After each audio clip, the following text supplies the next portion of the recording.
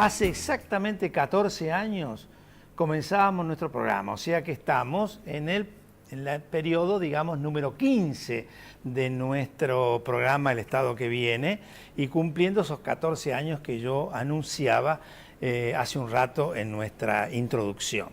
Y realmente una alegría saber que han pasado tantos años y seguimos contando con el acompañamiento de ustedes, con la presencia de una cantidad muy importante de invitados que realzan este programa y que hacen que ustedes lo sigan con interés. Así que mil gracias por esta participación, mil gracias a nuestros colaboradores, a Sergio Polite, que es nuestro director, y a sus colaboradoras, Marisa Ramuspe, que hacen posible también a través de toda la tarea de la semana que esto se concrete en realidad.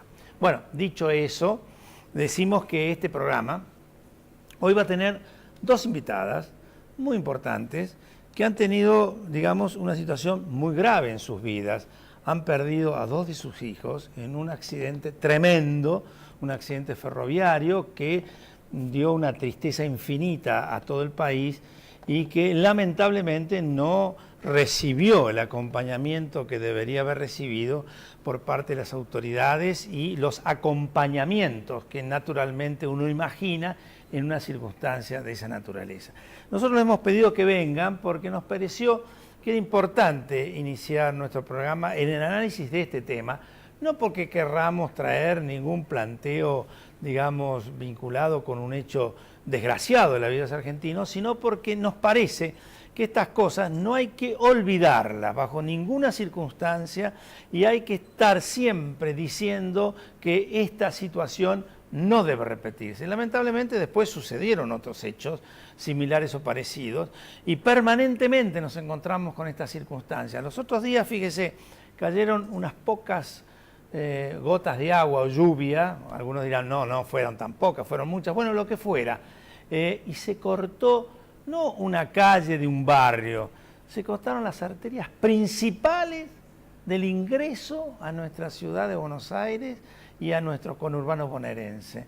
Y eso dice, en el caso de las vías, digamos, de circulación de los autos, como dice de las vías férreas, como dice de los aeropuertos y tantos otros lugares, que tenemos un país que ha olvidado la responsabilidad del gobierno en cuanto a la problemática de la infraestructura.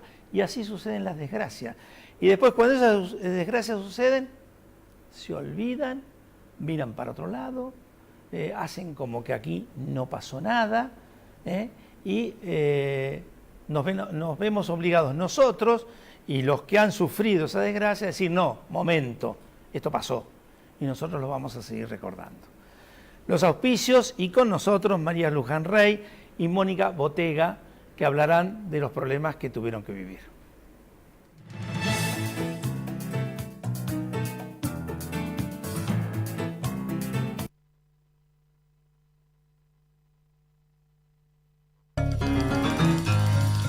La fuerza del campo está en el trabajo de su gente y la fuerza del trabajador está en la UATRE.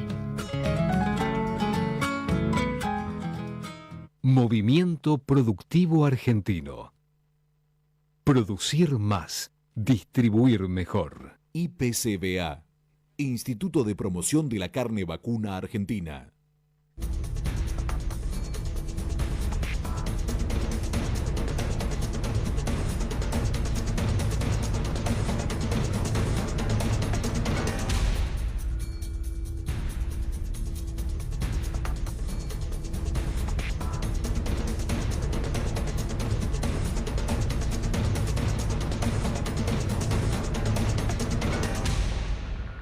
Un contrato trascendente como el de YPF Chevron debería ser controlado por la Auditoría General de la Nación. ¿No le parece?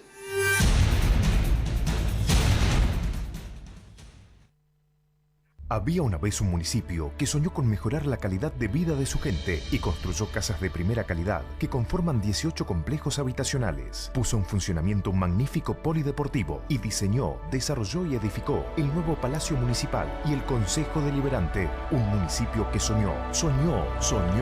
Y juntos lo hicimos realidad. Más Malvinas, más Argentina. Malvinas Argentinas, el municipio. Gobierno de Jesús Cariglino. Auspicia este programa LAN, el encanto de volar.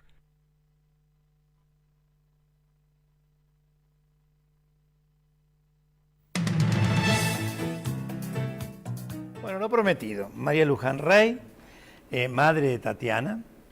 Mónica Botega, madre al revés. Sí, al revés. Bueno, perdón.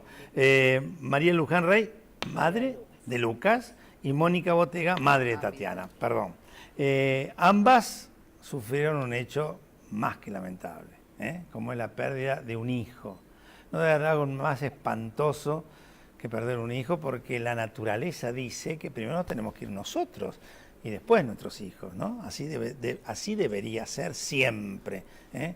Lamentablemente hay circunstancias que no suceden, y más cuando hay estos hechos de accidentes y cosas tremendas. Bueno, yo decía que ustedes no fueron recepcionados por nadie del poder, pero sí del poder espiritual, ¿no? Porque el Papa Francisco, hace muy pocos días, cuando se cumplieron 2 años, les mandó una carta que yo voy a leer, una cosita muy cortita de esa carta, que dice: mi corazón se pone triste y lloro con ustedes. Lloramos en esa ciudad que no llora porque no sabe cómo se hace. Es una cosa increíble, ¿no? Que el Papa, en su lejanía, bueno, en su lejanía y en su cercanía, porque cuando pasó esto era el cardenal primado y estuvo con ustedes. Sí, desde un primer momento. Desde un primer momento. Cuéntenos un poco todo esto. Él nos recibió en la catedral al mes de haber perdido a nuestros hijos, y tuvo un gesto de humildad que es muy destacable. Nos esperó como uno más en la catedral, nos abrazó y después se revistió para ir al altar. Finalizada la homilía y finalizada la celebración que hizo en homenaje a las víctimas de la tragedia, sale de la catedral y nuevamente nos vuelve a abrazar a uno por uno, dándonos consuelo y fortaleza para afrontar este dolor que nos atravesó el 22 de febrero. Y en esa celebración de misa, como dice Mónica, a un mes solo de la tragedia, las palabras del entonces cardenal Bergoglio fueron las más fuertes que hemos escuchado en apoyo a este grupo de familias que habíamos quedado deshechas.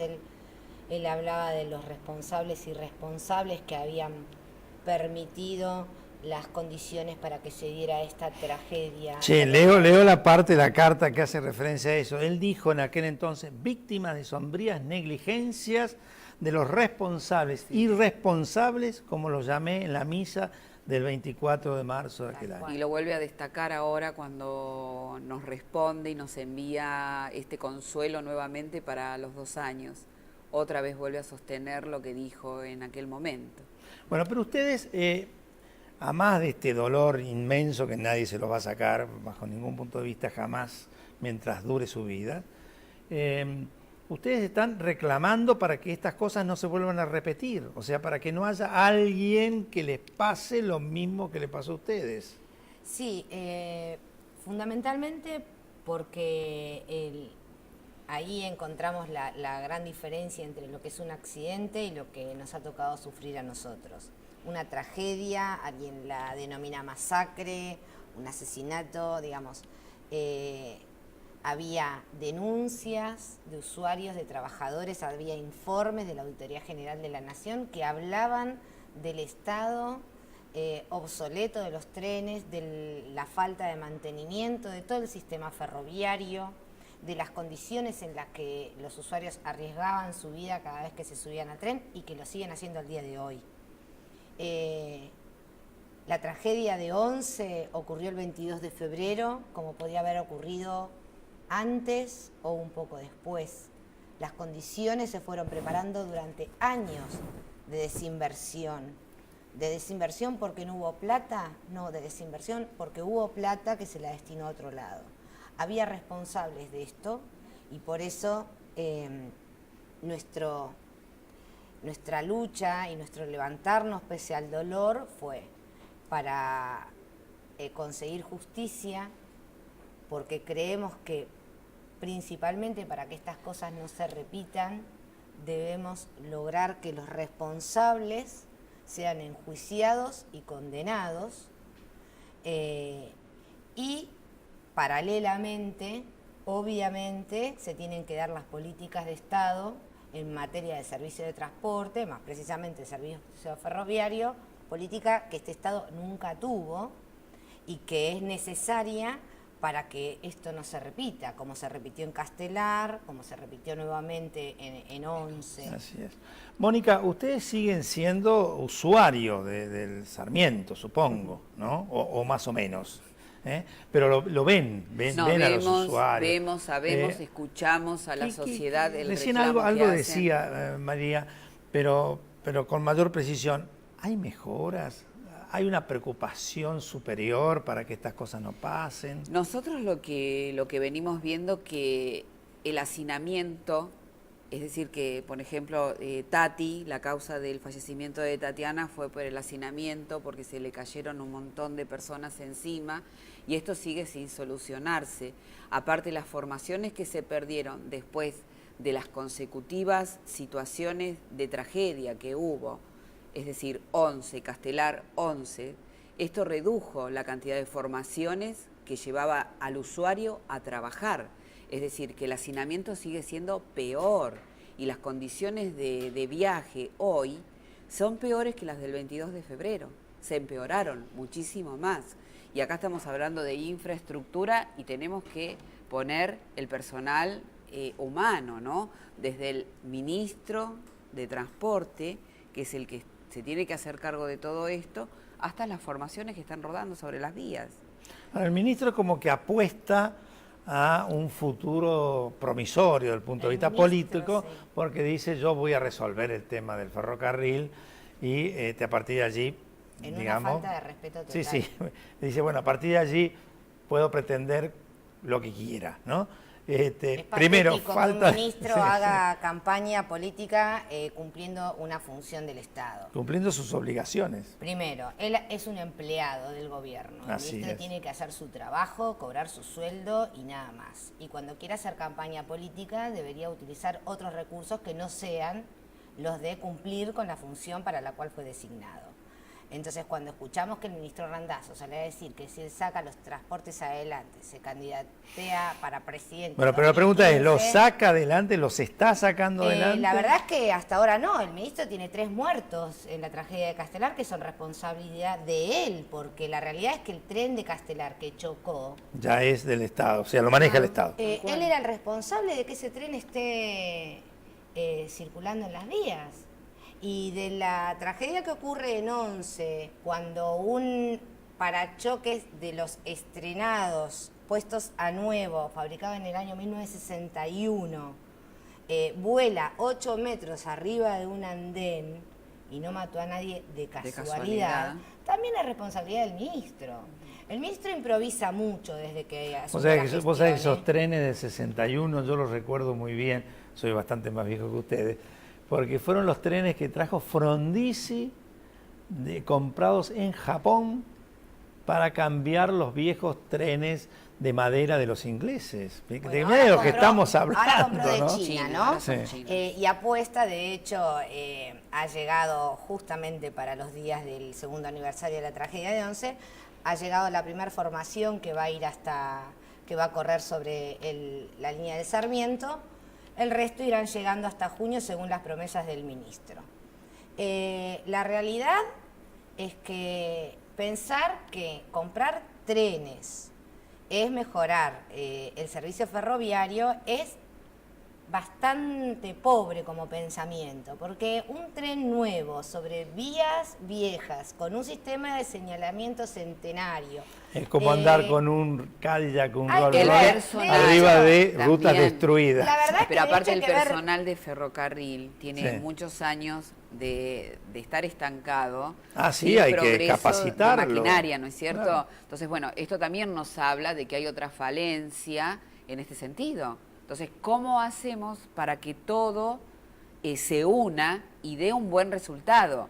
No podemos gajear, estar en gajos, acá, allá, en el otro lado. No, esto hay que unirlo y ver bueno. Si Alguno de ustedes se dos puede. habló de política ferroviaria, ¿no? Y esto es lo que está faltando, una política estratégica vinculada con el transporte público de pasajeros y de cargas. A ver, cuando un ministro asume y restatiza en cuotas, digamos, porque el Sarmiento lo restatizó primero la mitad, después la otra mitad, y después, a los pocos meses, vuelve a entregar Privatizó. a privados que ya han sido cuestionados por su gestión Sí, sin licitaciones. Sin licitación. Así también compra los trenes a China, sin licitación, sin ningún tipo de control.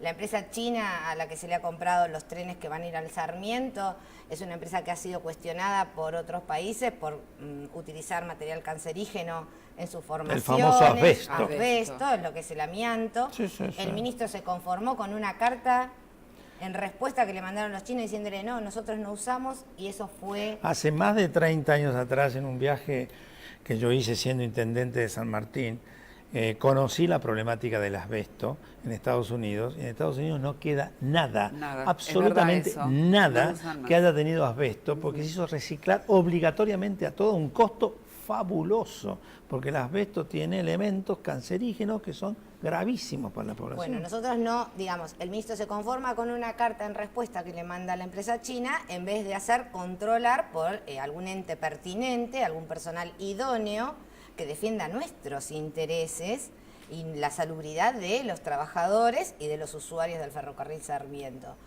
La realidad es que si hoy pusiéramos a funcionar este tren que llegó de China, que de hecho no sé por qué ha llegado a los talleres de Castelar remolcado por una locomotora, no sé por qué no fue andando, pero una vez que si hoy lo pusieran a funcionar, llegaría a un andén en 11 que no tiene un parachoque acorde, con un sistema eléctrico que hay que ver si lo resiste. Entonces, para mí,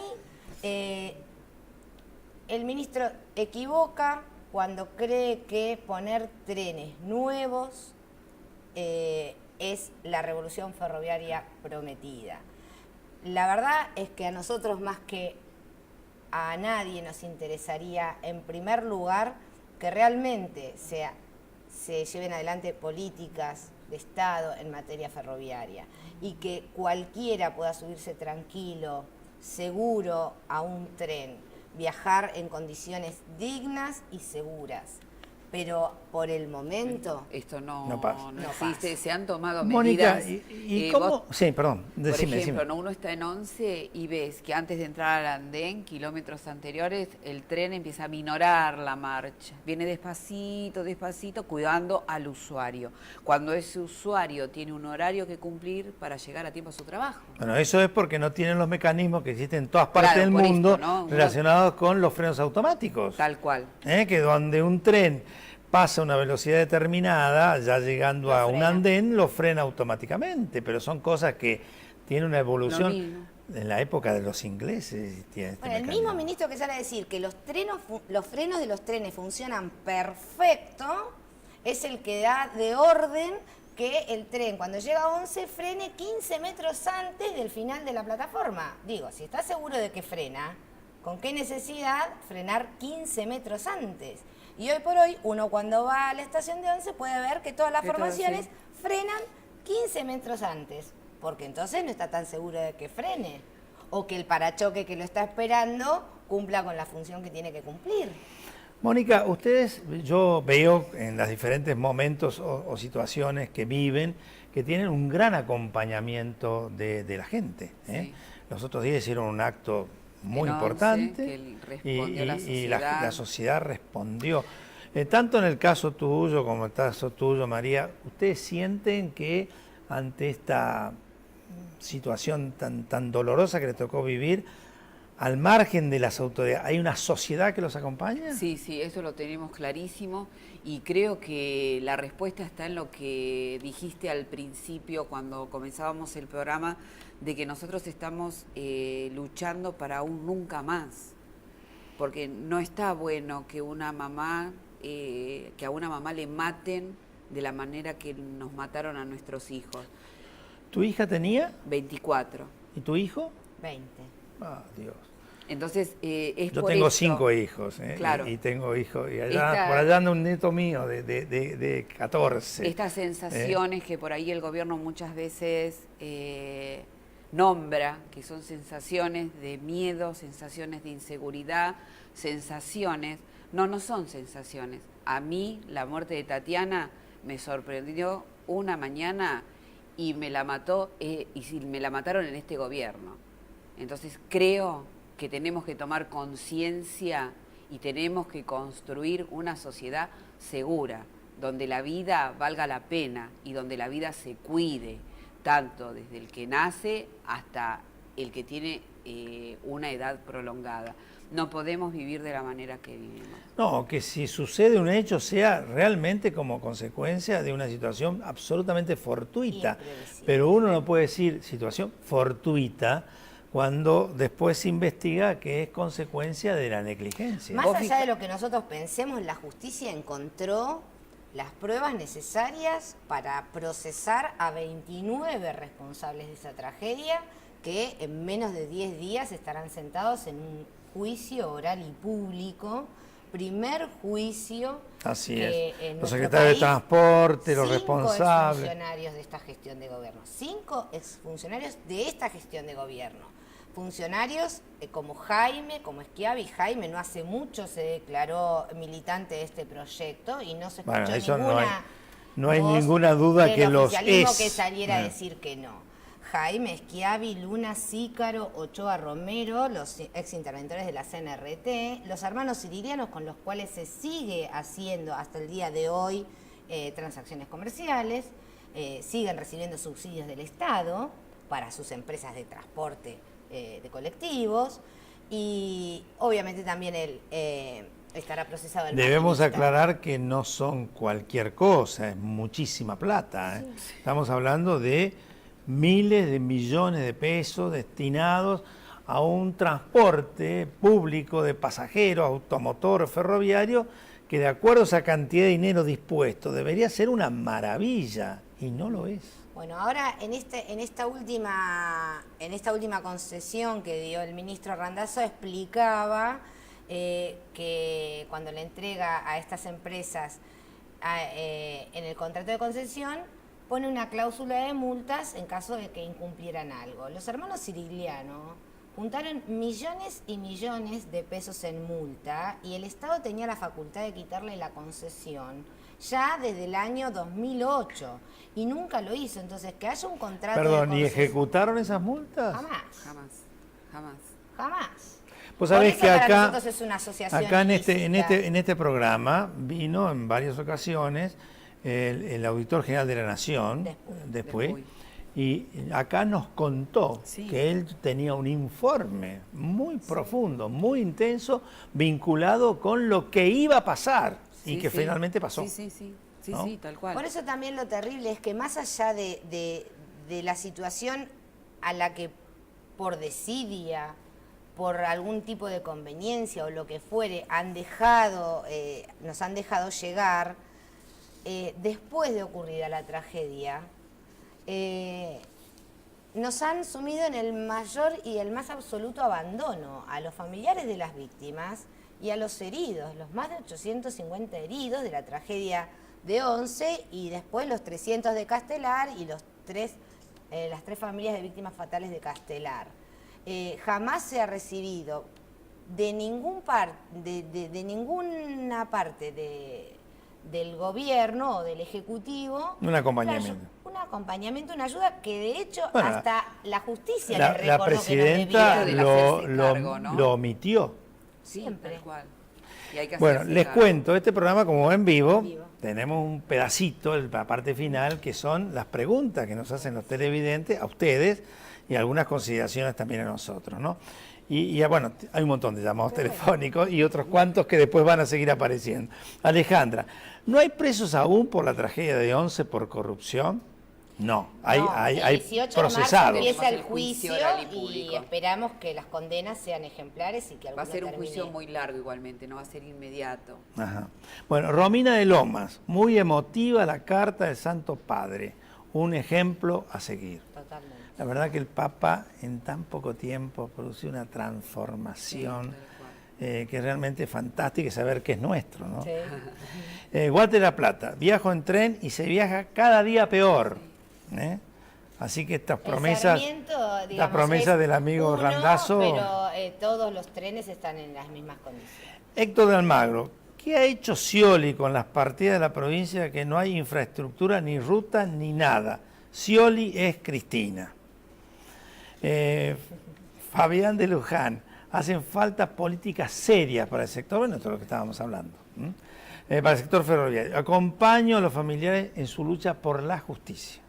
Ustedes tienen muchos acompañamientos, lo hablábamos recién, y eso tiene que producir una gran emoción, ¿no? La verdad que uno se siente acompañado, pero porque creo que la gente siente la empatía de entender que lo que nos tocó a nosotros le podía haber tocado a cualquiera.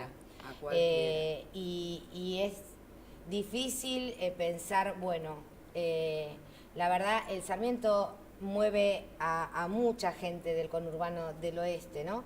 Y todos tenemos un hijo, una mamá, el marido, un vecino que viaja en ese tren. No me lo cuentes a mí que tengo hijos y nietos que viajan. Bueno, mira, Pedro de Moreno, Clarisa de Palermo, Mariana de Almagro, Paula de Retiro acompañan en la búsqueda de justicia y castigo a los culpables.